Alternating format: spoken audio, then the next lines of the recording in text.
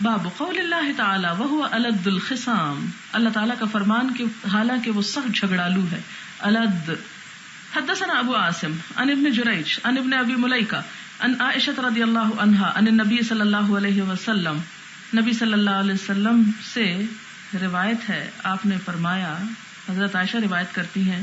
ان ابغض الرجال الی اللہ الالد الخصم،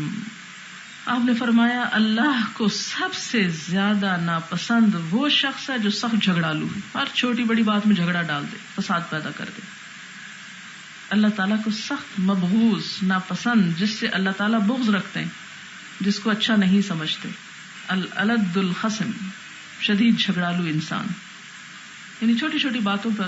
نوکروں سے الجھنا، ساتھ والوں سے الجھنا، اور چھوٹی چھوٹی چیزوں کے اوپر حساب کتاب کرنے بیٹھ جانا، اور اپنا حق کبھی معاف نہ کرنا، لوگوں سے ہر وقت شکایت کا ہی رویہ رکھنا،